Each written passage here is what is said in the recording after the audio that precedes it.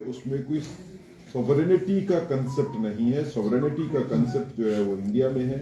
Nationalism के बीच में सब नेशनलिज्म की बात जो है सुप्रीम कोर्ट ने नकारी है। सुप्रीम कोर्ट ने यह भी कहा कि लद्दाख को जो यूनियन टेरिटरी बनाया है जम्मू कश्मीर से अलग करके, वो भी संवैधानिक तौर के ऊपर जो है वो बिल्कुल ठीक है। किसी स्टेट को काट के उसमें से यूनियन टेरिटरी बनाई जा सकती है।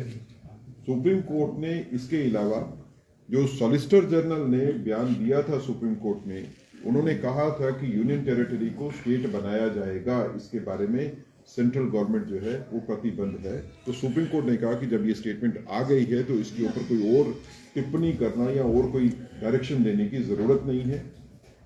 सुप्रीम कोर्ट ने यह भी कहा कि इलेक्शंस जो हैं जम्मू कश्मीर में वो 30 सितंबर 2024 तक इलेक्शन कमीशन ऑफ इंडिया को कहा कि आप इसमें इलेक्शन जम्मू कश्मीर में करवाइए लेजिस्लेटिव असेंबली के। कुल मिला के जो लड़ाई 70 साल पहले शुरू हुई थी, और ये खाली जम्मू कश्मीर में नहीं, पूरे भारत में सभी लोग इसमें शामिल थे, जिसमें ये क्वेश्चन था कि क्या भारत को एक होके रहना है या एक भारत के बीच में भी कोई अलग हिस्से हो सकते हैं। ये भारत की प्रभुता और अखंडता की लड़ाई थी।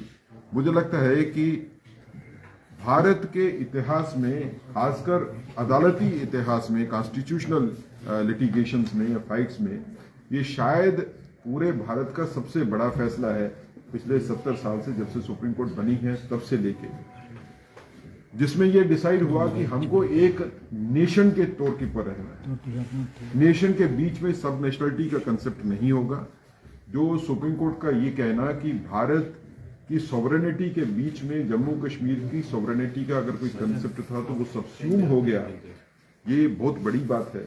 जम्मू कश्मीर का कॉन्स्टिट्यूशन अलग से नहीं होगा, इसके बारे में भी सुप्रीम कोर्ट का महत्वपूर्ण फैसला है।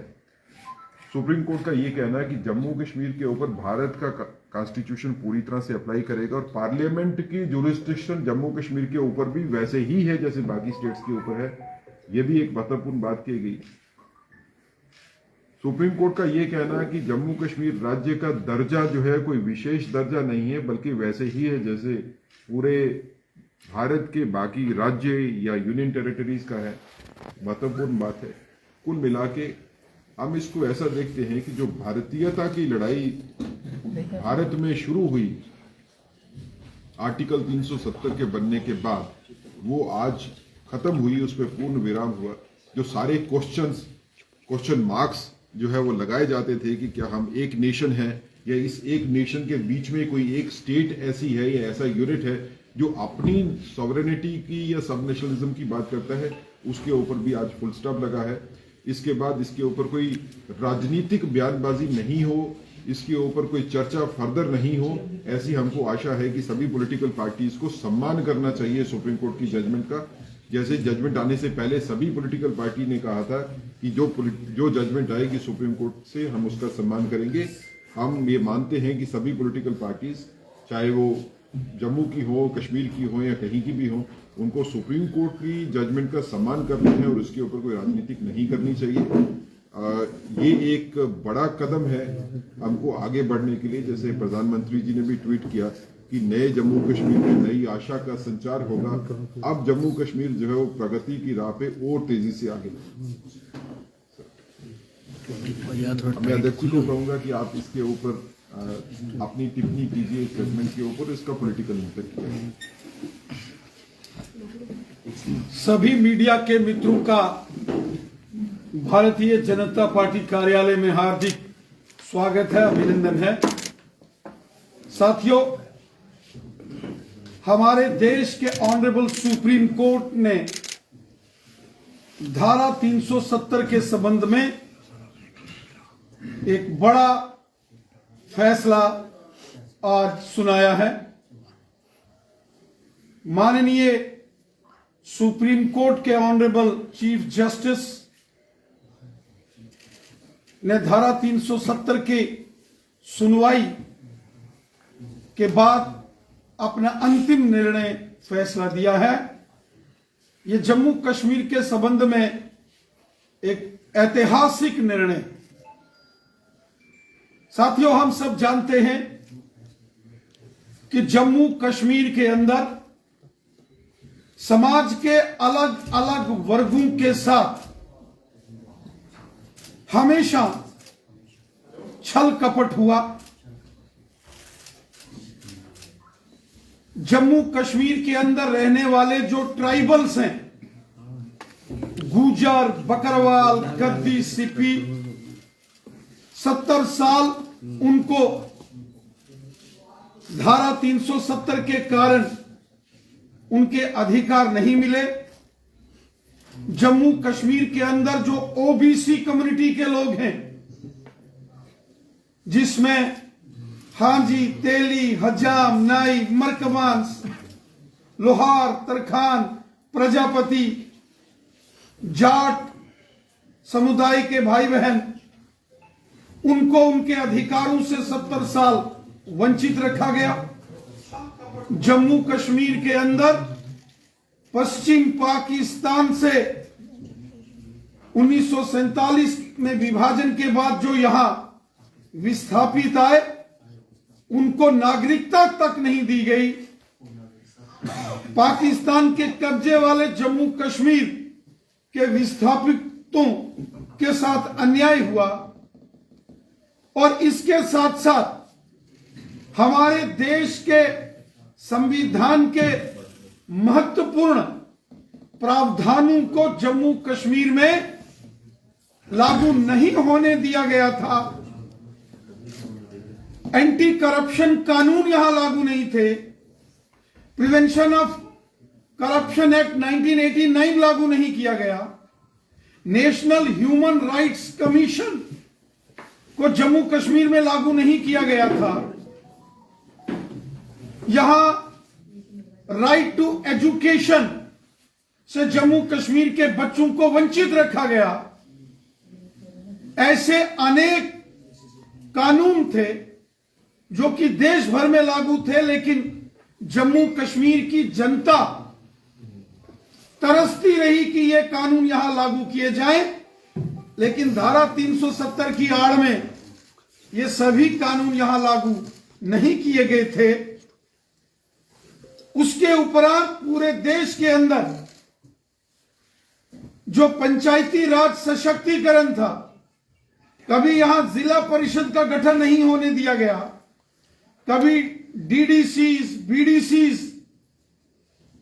का इलेक्शन यहां नहीं होने दिया गया था।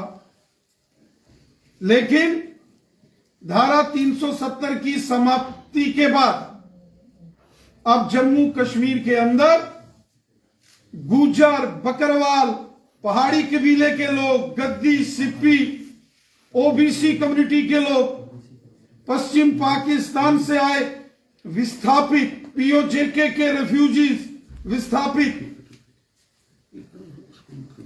समाज के जो दलित वर्ग के हमारे भाई बहन हैं, गोरखा समाज, वाल्मीकि समाज, जो शेड्यूल कास्ट कम्युनिटीज से ताल्लुक रखते हैं, आज उनको जम्मू कश्मीर में अधिकार मिले हैं।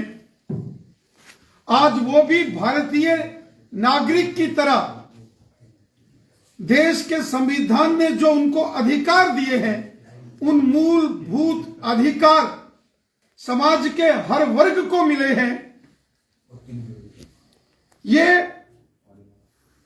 एक बहुत बड़ा न्याय के साथ साथ राष्ट्रीयता का भी विषय था, जो हमारे देश के माननीय प्रधानमंत्री जी ने कहा था, एक भारत श्रेष्ठ भारत। आज उस संकल्प को भी माननीय सुप्रीम कोर्ट ऑफ इंडिया ने प्रमाणित कर दिया है।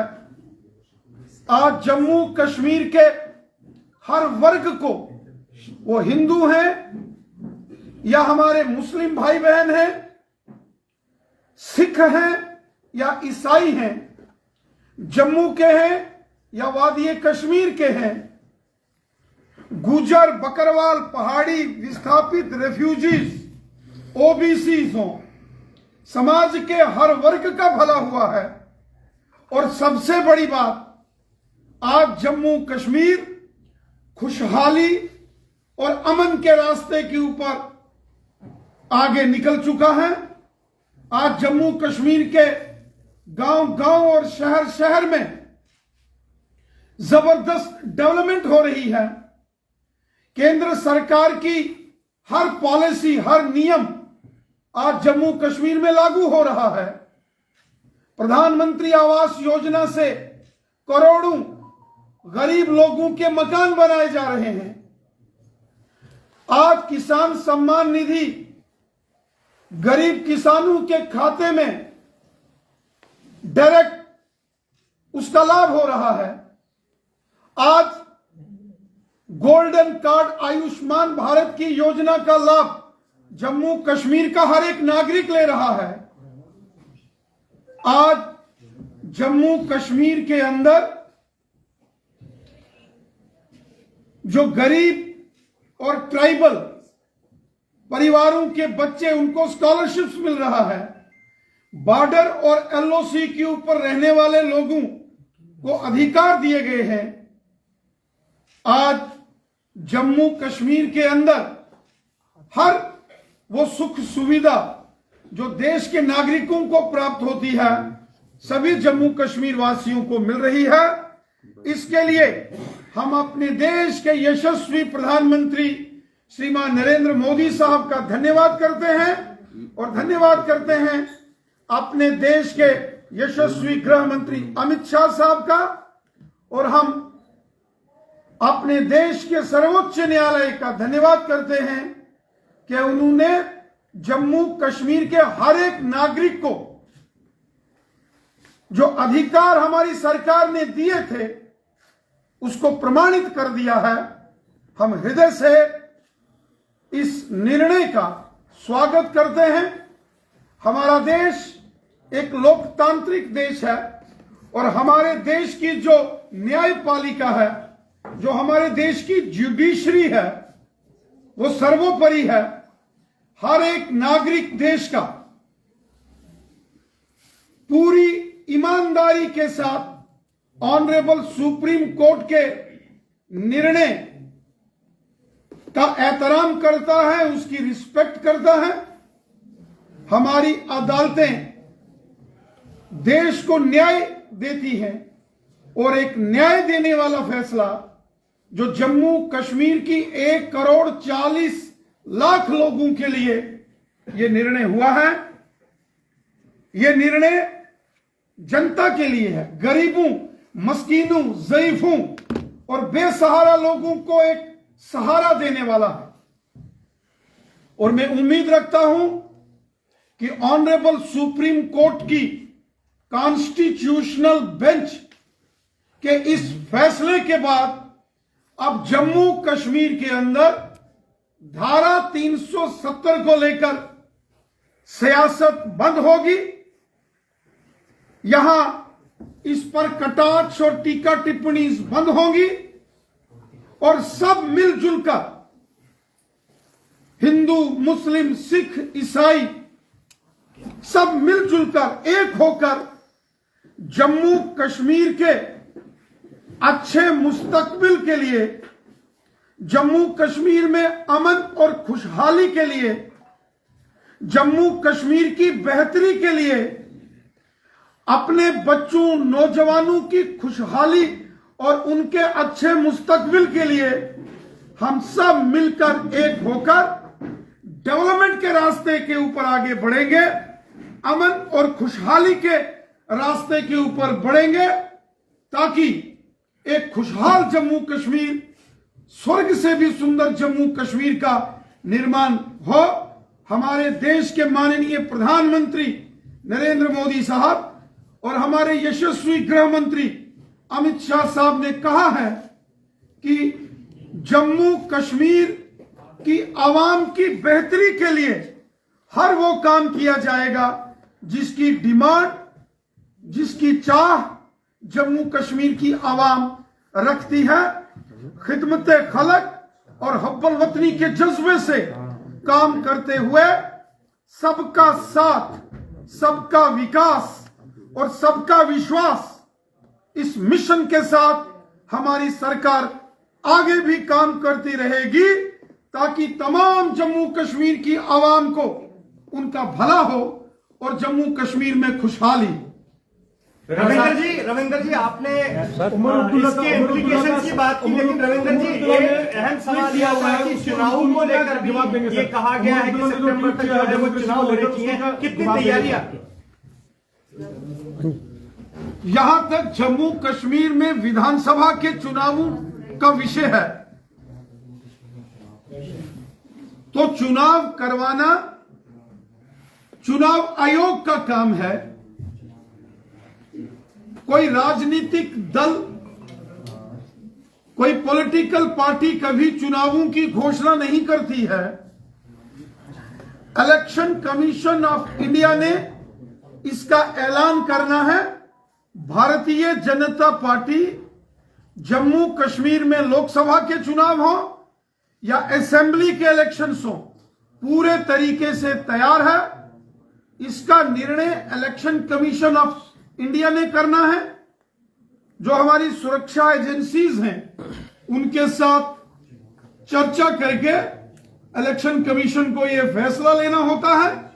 इलेक्शन कमीशन जब फैसला लेगा, भारतीय जनता पार्टी जम्मू कश्मीर में लोकसभा के चुनावों के साथ साथ विधानसभा चुनावों के लिए भी तैयार है। उमर अब्दुल्ला का कहना है कि गुलाम नबी आजाद जो है वो सही में आजाद है, लेकिन हमें घरों में कैद करके रखा है, बाहर चेनें लगाई है, हमें लॉक करके रखा है, लेकिन गुलाम नबी आजाद जो है वो सही में आजाद है, पार्टियां भी जा सकते हैं। क्योंकि honourable supreme court of India की कॉन्स्टिट्यूशनल बेंच ने आर्टिकल 370 के ऊपर यह फैसला सुनाया है। मैं उम्मीद करता हूं श्री उमर अब्दुल्ला साहब हो, मैडम महबूबा मुफ्ती साहिबा हो, गुलाम नबी आजाद साहब हो, अल्ताफ बुखारी साहब हो, सज्जाद लोन साहब हो, जितने भी राजनीतिक दल हैं, अब धारा 370 के ऊपर इश्तियाल अंगेजी बंद होनी चाहिए, प्रोवोकेशन बंद होनी चाहिए। 70 साल जो यहां के राजनीतिक दलों ने जम्मू कश्मीर की आवाम को गुमराह किया, ये इश्तियाल अंगेजी, ये भड़काऊ भाषण, ये प्रोवोकेटिव स्टेटमेंट्स, ये बंद होनी चाहिए। हम सबको मिलकर जम्मू कश्मीर की आवाम की बेहतरी और जम्मू कश्मीर की आवाम की खुशहाली के लिए काम करना है, ना कि यहां आग लगाने का काम किसी को नहीं करना है। राजनीति, सियासत लोगों की बेहतरी और भलाई के लिए होनी चाहिए, ना कि आग लगाने के लिए। पहले से जम्मू कश्मीर के लोगों ने पिछले 35 वर्षों में जो पाकिस्तान स्पॉन्सर्ड टेररिज्म, आतंकवाद जो यहां हम लोगों ने झेला है, बहुत खून जम्मू कश्मीर के बेगुनाह लोगों का पिछले 35 सालों में बहा है। और ये सिर्फ एक षड्यंत्र का शिकार जम्मू कश्मीर के लोग हुए हैं। हर षड्यंत्र, हर साजिश बंद होनी चाहिए और हम सबको मिलकर हर साजिश का मिलकर मुकाबला करना है। और सियासत होनी चाहिए, लेकिन लोगों की बेहतरी के लिए, आवाम की बेहतरी के लिए, ना कि लोगों को आपस में लड़ाने के लिए। मेरा निवेदन है श्री उमर अब्दुल्ला साहब से, मैडम महबूबा मुफ्ती साहिबा हो या जम्मू कश्मीर के जितने भी राजनीतिक दल हैं, हम सबको मिलकर जम्मू कश्मीर की जनता की भलाई के लिए काम करना है, लोगों की बेहतरी के लिए काम करना है। ये सियासी आग लगाने का खेल अब बंद होना चाहिए। अपने नौजवानों के अच्छे मुस्तकबिल के लिए हमको काम करना है, जम्मू कश्मीर की डेवलपमेंट के लिए काम करना है, लोगों की बेहतरी और भलाई के लिए काम करना है, जम्मू कश्मीर में अमन और खुशहाली के लिए काम करना है। हम सबको ये हमारी जिम्मेवारी है कि लोगों की और जनता की भलाई के लिए काम करें। जहर घोलकर राजनीति अब बंद होनी चाहिए। रविंद्र जी, सवाल सुने, मैं महबूबा मुफ्ती को आप कोट कर रहे थे। महबूबा मुफ्ती ने साफ तौर पर कहा है कि जम्मू कश्मीर की आवाम ने ना तो उम्मीद खोई है और न ही वो बेबस है। जो जम्मू कश्मीर के अवाम के एजाज और इज्जत की लड़ाई थी वो जारी रहेगी। यहां पर जो आज फैसला आया है ऑनरेबल सुप्रीम कोर्ट का, वहां पर हमारी लड़ाई का रास्ता जो है खत्म नहीं होता है। इस कोर्ट को आप कैसे देखेंगे? सेम जो है उमर अब्दुल्ला का भी स्टेटमेंट सामने आया था, आपने जैसे जवाब दिया। ऑनरेबल सुप्रीम कोर्ट के इस आदेश के बाद इस तरीके के ट्वीट्स आना रीजनल पार्टीज के प्रेसिडेंट्स के द्वारा, आप क्या कहना चाहेंगे?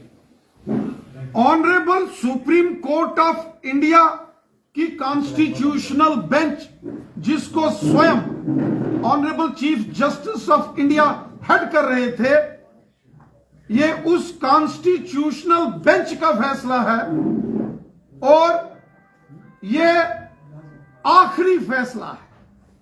जो सियासतदान, जो पॉलिटिकल लीडर्स आज भी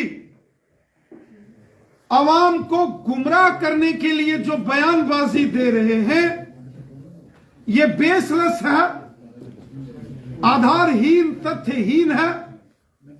इसलिए मैं जम्मू कश्मीर की आवाम से भी गुजारिश करता हूं कि अब जम्मू कश्मीर डेवलपमेंट के नए रास्ते पर निकल चुका है। अब जम्मू कश्मीर अमन और खुशहाली के रास्ते पर आगे निकल चुका है।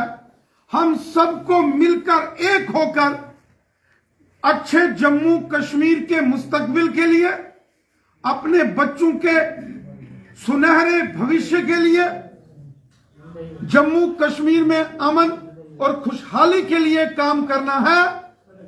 यह जहर घोल के सियासत करना बंद होना चाहिए और सियासत में आग लगाना यह बंद होना चाहिए। पिछले 35 सालों में जम्मू कश्मीर के लोगों ने बहुत दुख, तकलीफें, कष्ट और मौत के मंजर देखे हैं।